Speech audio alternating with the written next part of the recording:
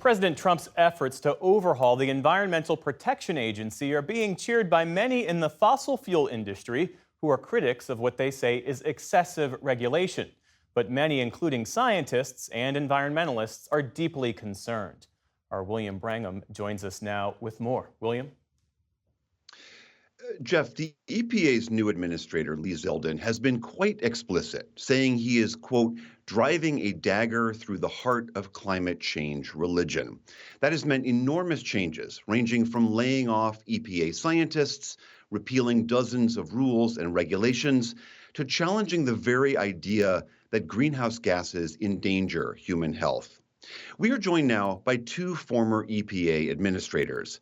Christine Todd Whitman headed the agency under President George W. Bush and is a former Republican governor of New Jersey. And Gina McCarthy ran the EPA under President Obama and served as a top climate advisor to President Biden. Thank you both so much for being here. Christine Todd Whitman, to you first. You and Gina McCarthy have both been, Gina McCarthy, to you first. You and Christine Todd Whitman have both been very clear about the dismay that you see at what is happening at the agency that you used to run. When you look at the scale and scope of what is going on, what is it that most stands out to you? Well, first of all, I thank Christy for all of her work and Bill Riley as well. We put out an op-ed just a few weeks ago on this.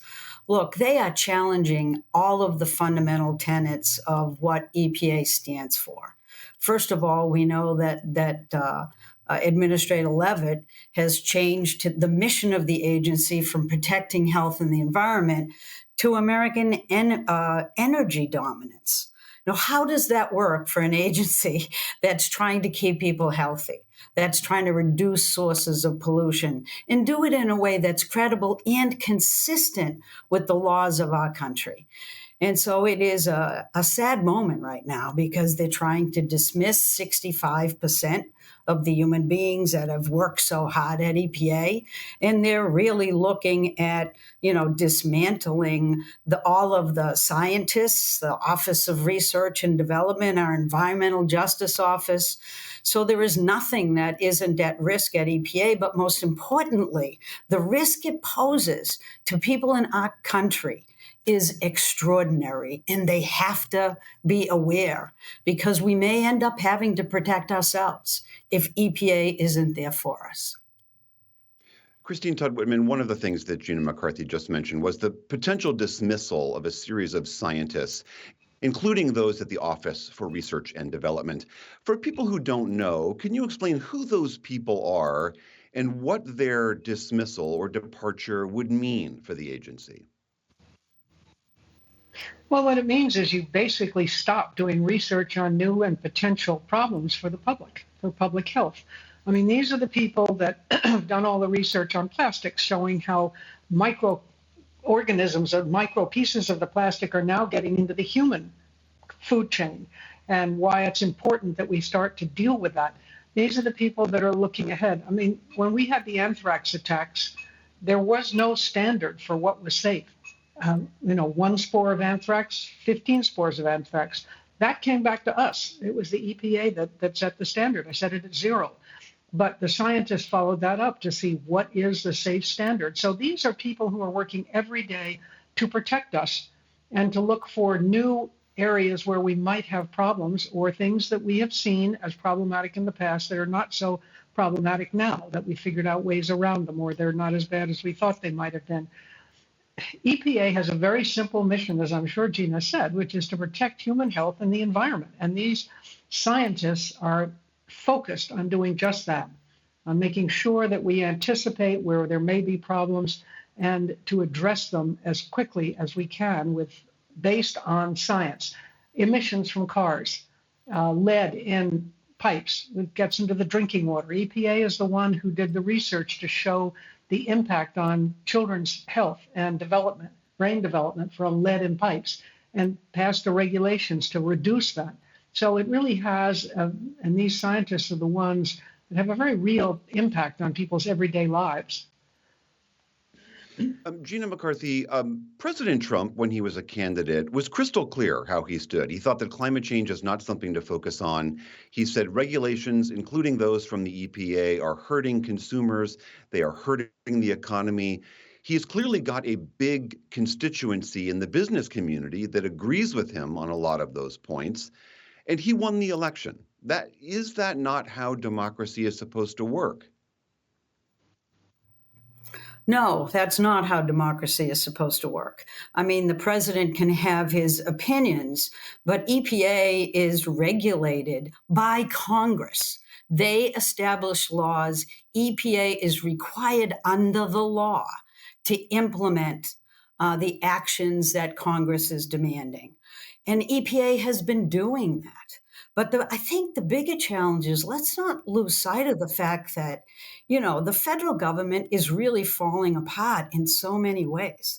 EPA is definitely one of the targets, but rest assured, we have to rally the troops in states and in local communities. And frankly, that's where I'm spending most of my time. Actually working with Bloomberg on America is All In, because states also have legal authority. So we have to move forward and protect the interests of people in this country and protect our natural resources. And if the federal government wants to drop that charge, then the rest of the country is going to pick it up. And that's what we're working on now. And it is an enormous coalition that continues to grow. That includes businesses and institutions as well. So this is not just about states and local governments. It's about all of us trying to protect our interests of our children, in which climate change is concerned, protect our ability to live healthy lives and leave our children in a better position than we are in right now. Christy Whitman, in 2009, this is specifically on this issue of climate change. In 2009, the EPA said carbon dioxide and greenhouse gases are a direct threat to human health. That finding has now allowed EPA to take a lot of action to combat the negative effects of climate change. The current EPA Administrator Zeldin says he wants to look at that finding again and potentially undo it. What would that do to the EPA's ability to address climate change specifically?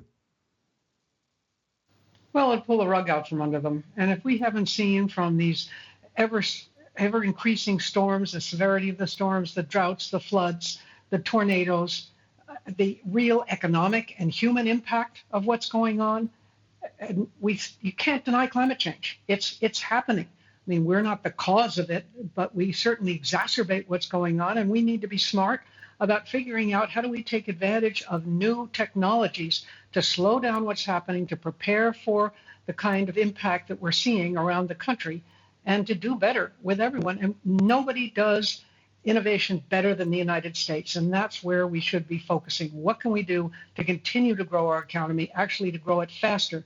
Because you can't have a healthy economy if people don't have clean water to drink and clean air to breathe, and if we don't try to harden ourselves against these ever-increasing storms and disasters that we see around the country.